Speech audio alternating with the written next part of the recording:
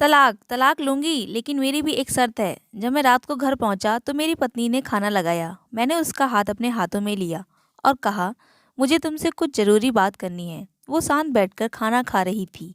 उसकी आंखों में कुछ दर्द सा नज़र आ रहा था। मुझे नहीं पता कैसे कहूँ, मगर उसे तो बताना ही था। मुझे तलाक चाहिए। लगा मेरे शब्दों से उसे कोई फर्क नहीं पड़ा, बल्कि उसने मुझसे पूछा, क्यों तलाक चाहिए। मैंने उसके सवाल को अनसुना किया तो उसे गुस्सा आ गया। उसने चम्मच उठाकर फेंक दिया और जोर से चिल्लाई, तुम इंसान नहीं हो। उस रात हमने एक दूसरे से बात नहीं की। वह रो रही थी। मुझे पता था कि वह जानना चाहती थी कि आखिर ऐसा क्या हुआ जो हमारा रिश्ता टूटने की कगार पर आ गया। मेरे लिए उसके सवालों का जवाब देना नामुमकिन था। अब मैं किसी और से प्यार करने लगा हूँ। अब मुझे उससे प्यार नहीं रहा। मैंने उसे उसके बरसों के प्यार की सज़ा दी थी। भरे मन से मैंने तलाक के पेपर तैयार किए। उसमें लिखा था कि वह पूरा घर, कार और कंपनी का 30% शेयर ले सकती है तलाक के बदले में। लेकिन उसने उन पेपर को देखा और उनके टुकड़े टुकड़े कर दिए। वह औरत जिसने मेरे साथ जीवन के 10 साल बिताए थे, वो आज मेरे लिए अनजान हो चुकी थी। मगर मैं क्या करूं? जो हो चुका उसे बदल नहीं सकता था, क्योंकि मैं किसी और से, अपनी पत्नी से भी ज़्यादा प्यार करने लगा था।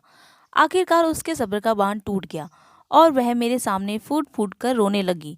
मेरे लिए उसका रोना एक तरह से एक रिहाई की तरह था। तलाक की यह बात जो कई दिनों से मुझे परेशान कर रही थी, अब बिल्कुल साफ हो चुकी थी। अगले दिन मैं घर देर से आया। मैंने देखा कि वो टेबल पर बैठकर कुछ लिख रही थी। मैंने शाम का खाना नहीं खाया था, लेकिन फिर भी मैं सीधे ऊपर कमरे में जाकर सो गया, क्योंकि पूरा दिन प्रिया के साथ रहने और कई जगह घूमने के बाद मैं थक गया था। वो शायद रात को उसी टेबल पर लिखते लिखते सो गई थी। सुबह उसने तलाक देने की शर्तें बताईं। वो मुझसे कुछ भी लेना नहीं चाहती थी। उसे सिर्फ तलाक से पहले 1 महीने का समय चाहिए था। उसने आग्रह किया कि 1 महीने में हम दोनों वही पुराना जीवन जिएं, जितना संभव हो सके, क्योंकि आने वाले महीने में हमारे बेटे की परीक्षा है। वह नहीं चाहती थी कि हमारे टूटे रिश्ते का प्रभाव उसके बेटे पर पड़े। मुझे भी यह ठीक लगा, पर वह कुछ और भी चाहती थी। जैसे शादी के दिन मैं उसे उठाकर शयन कक्ष तक ले गया था, उसी तरह हर रोज मैं उसे शयन कक्ष से उठाकर मुख्य द्वार तक ले जाऊं। मुझे लगा यह पागलपन है, मगर आखिरी दिनों को अच्छा बनाने के लिए मैंने उसकी यह शर्त स्वीकार कर ली। मैंने प्रिया को अपनी पत्नी की सारी शर्तें बताईं। वह हंसने लगी। उसे लगा कि मेरी पत्नी कितने भी तरीके अपना ले, तलाक होना तो तय है। मेरी पत्नी और मैं किसी से भी इस दौरान नहीं मिले थे, लेकिन उस दिन मैं उसे पहली बार उठाकर गेट तक लेकर गया तो हम दोनों काफ़ी अजीब महसूस कर रहे थे। पीछे से हमारा बेटा भी खिलखिलाकर खुश हो रहा था। अगले दिन यह काम थोड़ा सामान्य और आसान हो गया। वह मेरे सीने से लगी थी और मैं उसकी खुशबू महसूस कर रहा था। ऐसा लगा जैसे कई दिनों बाद मुझे ये खुशबू मिल रही थी, या फिर कई दिनों से मैंने उसके होने का महसूस नहीं किया था। पहले जितनी उसमें कसाव नहीं था और चेहरे पर भी कुछ हल्की झुर्रियाँ नज़र आ रही थीं और बाल भी सफ़ेद होने लगे थे। यह वही औरत है जिसने अपने 10 साल मुझे समर्पित किए थे। चौथे दिन जब मैंने उसे उठाया तो वही पुराना रोमांस उभरने लगा था। मैंने प्रिया को इस बारे में कुछ नहीं बताया था। अब उसे उठाना और आसान हो गया था।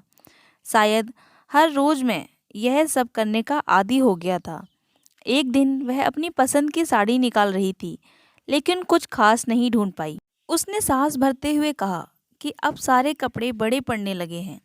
तब मुझे पता चला कि वह काफ़ी दुबली हो गई है और इसीलिए मैं उसे आसानी से उठा पा रहा था। मेरे दिल को एक झटका सा लगा। उसने अपने दिल में काफ़ी सारा दर्द छुपा रखा था। अचानक हमारा बेटा आया और बोला कि पापा, ये तो मम्मा को बाहर उठाकर ले जाने का समय हो गया है। उसके लिए पापा द्वारा अपनी मम्मी को इस तरह उठाकर ले जाते हुए देखना जीवन का अभिन्न हिस्सा बन गया था। मेरी बीवी ने हमारे बच्चे को बुलाया और जोर से गले लगा लिया। मैंने अपना चेहरा दूसरी तरफ कर लिया। मुझे लगा कहीं मैं अपना निर्णय न बदल लूं। मैंने अपनी पत्नी को रोज की तरह उठाया और बेडरूम से सिटिंग रूम होते हुए हॉल तक लाया। उसने प्यार से अपने दोनों हाथ मेरी गर्दन के आसपास रख दिए। मैंने उसे ज़ोर से पकड़ रखा था, बिल्कुल अपनी सुहागरात की तरह, मगर उसका इतना कम वज़न मुझे परेशान कर रहा था। महीने की आखिरी दिन जब मैंने उसे उठाया, तो मेरे लिए एक कदम भी चल पाना मुश्किल हो रहा था। हमारा बेटा स्कूल जा चुका था। मैं अपनी कार से ऑफिस गया और कार से कूदकर बाहर आ गया बिना कार लॉक किए। मुझे डर था कि अब एक पल की भी दूरी मेरा इरादा बदल देगी। मैं ऊपर गया, प्रिया ने दरवाज़ा खोला और मैंने उससे कहा, प्रिया, अब मैं अपनी पत्नी से तलाक लेना नहीं चाहता। उसने मुझे देखा और मेरे सिर पर हाथ फेरते हुए कहा, तुम्हें बुखार तो नहीं है?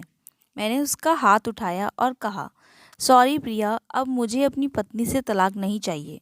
हमारी शादीशुदा ज़िंदगी हम दोनों की ध्यान न देने की वजह से बोरिंग हो गई थी, लेकिन इसका मतलब यह नहीं कि हम एक दूसरे से कभी प्यार नहीं करते। अब मुझे एहसास हुआ कि जिस दिन मैं उसे शादी करके अपने घर लाया था, उस दिन से जीवन के आखिरी दिन तक मुझे उसका साथ निभाना है।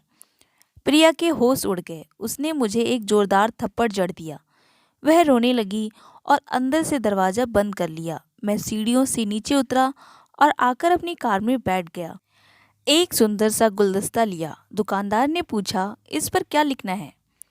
मैं तुम्हें जीवन के आखिरी दिन तक यूं ही उठाता रहूंगा, मेरी अर्धांगिनी। उस शाम जब मैं घर आया, हाथों में गुलदस्ता लिए, मेरे चेहरे पर एक मुस्कान थी। मैं भागकर ऊपर कमरे पर गया, लेकिन तब तक वह मुझे छोड़कर इस दुनिया से जा चुकी थी, हमेशा के लिए। वह कई महीनों से कैंसर से लड़ रही थी, लेकिन मैं प्रिया के साथ इतना खोया हुआ था कि उसकी तरफ कभी ध्यान ही नहीं गया।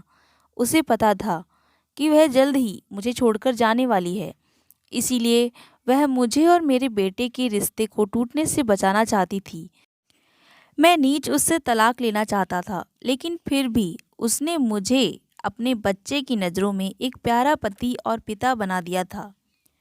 जीवन की छोटी छोटी बातें रिश्तों में बहुत महत्व रखती हैं। बड़ा घर, बड़ी कार और बैंक बैलेंस ये खुशियों का हिस्सा ज़रूर बन सकते हैं, मगर अपनों के बिना इनकी कोई कीमत नहीं है। स्टोरी कैसी लगी मुझे कमेंट करके ज़रूर बताएं। ऐसी ही और स्टोरी को पढ़ने के लिए मेरे चैनल को सब्सक्राइब करें और लाइक करें और चैनल को शेयर ज़रूर करें गाइस। Thank you guys.